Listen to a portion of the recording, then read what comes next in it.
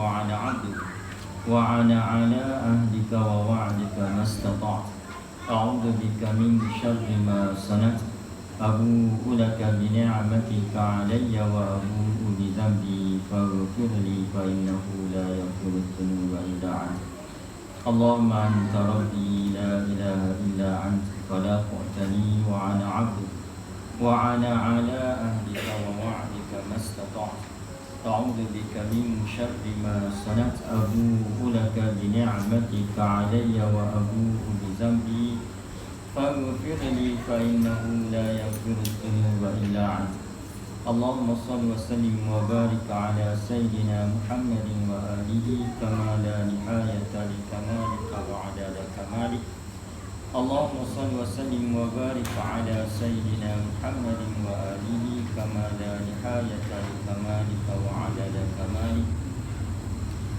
اللهم صل وسلم وبارك على سيدنا محمد وآله كما لا نهاية لكمالك وعدد كمالك اللهم صل وسلم وبارك على سيدنا محمد وآله كما لا نهاية لكمالك وعدد كمالك اللهم صل وسلم وبارك على سيدنا محمد وآله كما لا نهاية لكمالك وعدد كمالك اللهم صل وسلم وبارك على سيدنا محمد وآله كما لا نهاية لكمالك وعدد كمالك اللهم صل وسلم وبارك على سيدنا محمد وآله كما لا نهاية لكمالك وعدد كمالك اللهم صل وسلم وبارك على سيدنا محمد وآله كما لا نهاية لكمالك وعدد كمالك اللهم صل وسلم وبارك على سيدنا محمد وآله كما لا نهاية لكمالك وعدد كمالك اللهم صل وسلم وبارك على سيدنا محمد وآله كما لا نهاية لكمالك وعدد كمالك الحمد لله رب العالمين والصلاة والسلام على أشرف الأنبياء والمرسلين وعلى آله وصحبه أجمعين سبحانك لا علم لنا إلا ما علمتنا إنك أنت العليم الحكيم ولا حول ولا قوة إلا بالله العلي العظيم رب اشرح لي صدري ويسر لي أمري واحلل عقدة من لساني يفقه قولي. Alhamdulillah, bersyukur kita kepada Allah Subhanahu wa taala masih lagi dipanjangkan umur kita, dikurniakan kepada kita dengan kenikmatan yang tak terhingga banyaknya, terutamanya nikmat-nikmat agama, boleh beramal dengan amalan-amalan agama yang merupakan perkara yang paling utama dalam kehidupan kita di dunia ini, lebih penting daripada makan dan minum kita lagi. Kalau kita tak ada makan dan tak ada minum, kita akan mati. Maka berakhirlah kehidupan kita di atas dunia. Maka bermulalah kehidupan yang tidak ada kesudahan, iaitulah kehidupan di alam akhirat. Kalau tidak ada amalan-amalan agama yang kita sediakan semasa kita hidup di dunia ini, maka kita akan berhadapan dengan kesusahan yang tidak ada kesudahannya.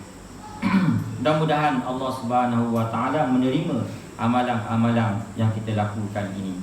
Dan kita berdoa memohon kepada Allah Subhanahu wa taala agar dikekalkan kita dengan nikmat-nikmat ini, terutamanya nikmat belajar ilmu agama dan beramal dengannya sehinggalah ke akhir hayat kita, insya-Allah. Amin. Jadi pada malam ini kita akan mengadakan Maulidir Rasul. Jadi sebelum daripada kita mengadakan majlis Maulidir Rasul, kita baca sikit kitab. Kitab pasal dia apa ni? Malam ni malam pengajian kita. Jadi kita baca sikitlah.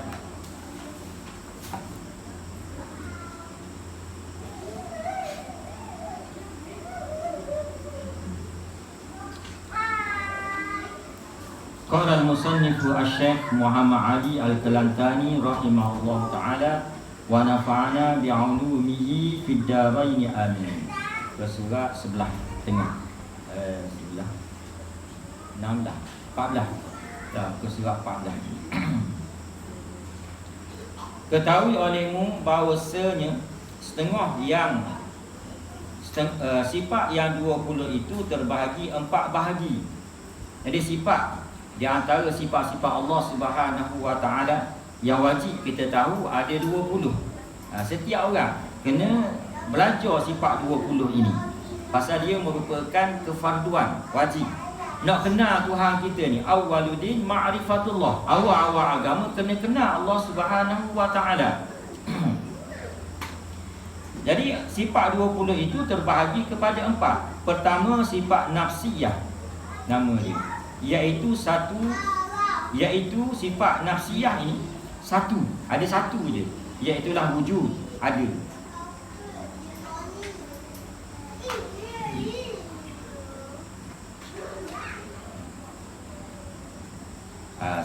Wujud, dah sifat wujud, sifat ada.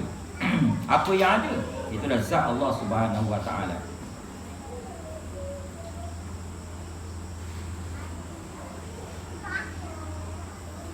Kalau sifat nafsiyah, dan sebab dibangsakan ada sifat bagi nafsi, yakni zat.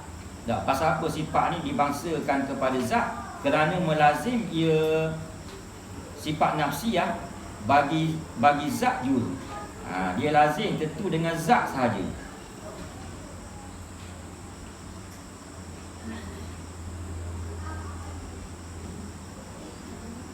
Yang ni bila sebut kata sifat nafsiyah ke, kita diri hati kita reti kata zat selalu, kita lain.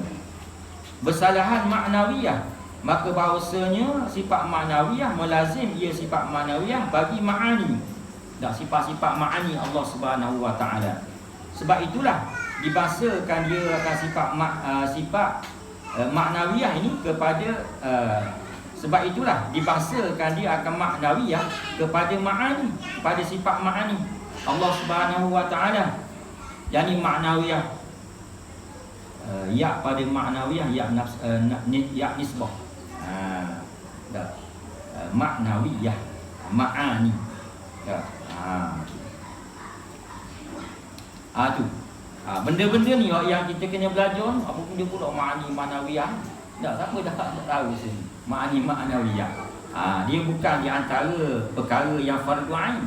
Yang fardu ainnya sifat tu, nama dia tu tak wajib tahu. Sifat nafsiyah ada satu umpamanya. Ada satu. Itulah sifat wujud. Hak wujud tu kena tahu. Yang mengandungi dalam sifat Allah Ta'ala yang wajib kita tahu ni 50 akidah. 50 akidah tu wajib kena tahu, kena belajar dan kena tahu. Dan kena kita tahu maknanya kita tahu, kita ingat. Kita ingat.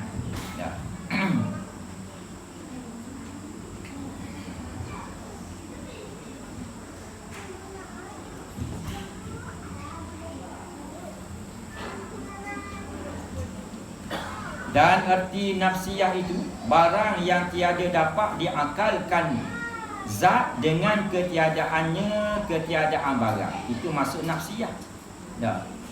Barang iaitulah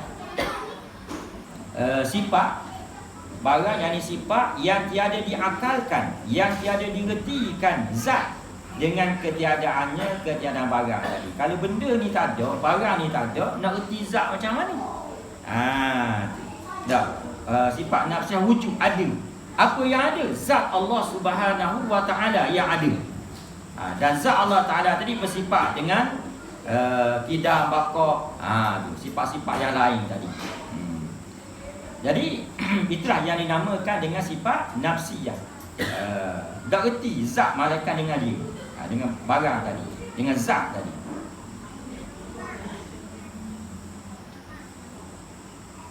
Itu yang pertama. Dan sifat Allah Ta'ala tadi pecah. Yang pertama sifat nafsiyah. Dan kedua sifat salbiyah. Sifat salbiyah iaitu 5. Ada 5. Tidak dan baqa.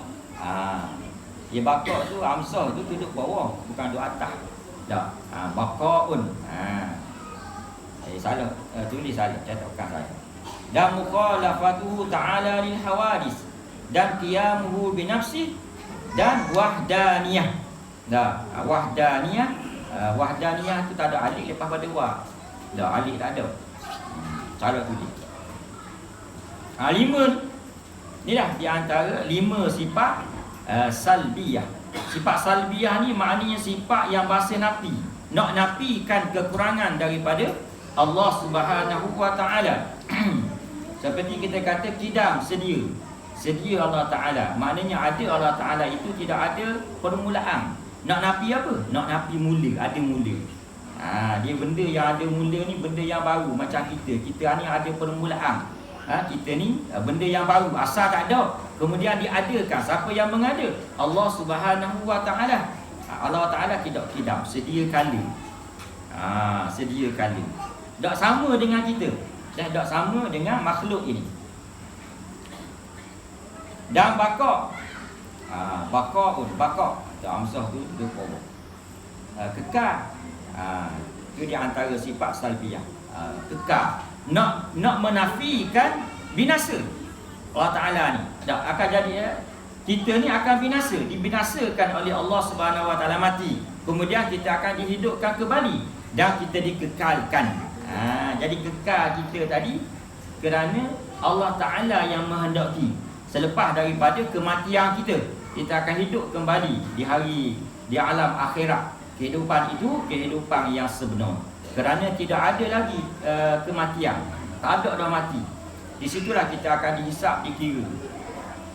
Bila kita memikirkan berkenaan dengan perkara ni, baru kita mikir atas dunia ni. Allah dah lewat dini kita ni. Pasal apa? Ni Tuhan larang ni. Awak dini kita esok beratlah kita esok. Kita yang berat. Bukan orang lain, kita. Kita yang akan kena azab seksa daripada Allah Subhanahu wa taala. Dan mukhalafah, bersalahan Allah taala dengan benda yang baru.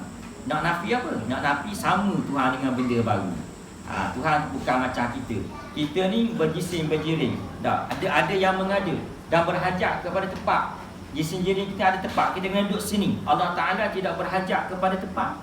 Tempat itu adalah baru. Tempat itu dicipta oleh Allah Subhanahu wa taala untuk kita ni, untuk makhluk. Seumpama kita ni, adapun Allah Ta'ala tidak berhajat kepada tempat. Tak ada. Duduk di mana-mana tak ada Allah Ta'ala ni. Pasal itu merupakan makhluk. Dan sebelum ada tempat itu sendiri, dunia ni, langit dan seumpamanya, Allah Ta'ala telah ada. Sedia kala.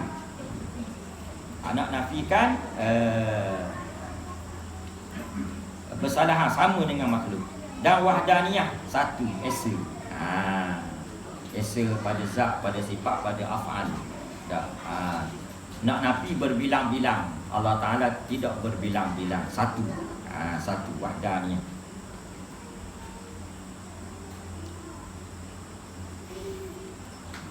Dan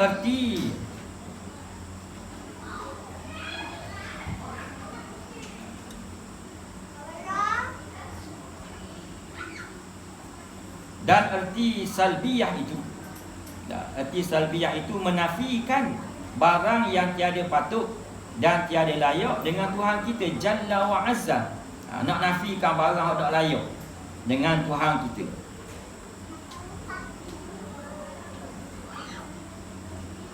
Nak nafi di sini dengan makna ternafi. Maknanya bukan dia nafi ni, dia ada, lepas tu kita nafikan, kita buang, kita tolak. Itu makna nafi. Nafi di situ dengan makna ternafi, mana tak ada dulu lagi dah. Sifat-sifat kekurangan tadi, sifat-sifat berhajat tadi, Tuhan tak ada di asal lagi dah tak ada di Allah Subhanahu wa taala. Bukan ada kemudian dinafikan, itu bukan makna dia.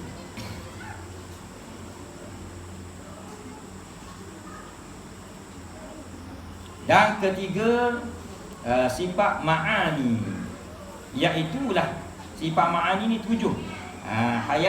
Hayatun tu dengan terma kutah, bukan terma besu tau. Dah, dia tulis hayatun dengan termabsutah.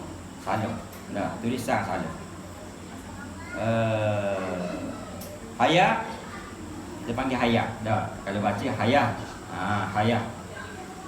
Tapi kita baca hayat. Hayat. Dan ilmu, dan kudrat, dan iradat, dan sam'un, sama', dan basar, dan kalam. Ni ada 7 sifat-sifat ma'ani. Sifat ma'ani ni merupakan sifat yang ada pada zat Allah Subhanahu wa taala. Dia duduk di zat Allah Subhanahu wa taala. Adapun sifat nafsiyah, sifat salbiyah, sifat salbiyah itu sifat yang bahasa reti, bukan benda yang ada. Kita reti. Tahu kata Allah Taala sedia. Benda tu ada ke tak ada? Tak, benda tu kita reti sahaja. Adapun sifat ma'ani ni, kudrat, iradah, sifat yang ada. Bila sifat yang ada, kita boleh melihat benda yang kita boleh tengok. Tapi sifat-sifat Allah Ta'ala ni, dia mukhalafah, bersalahan dengan benda-benda baru.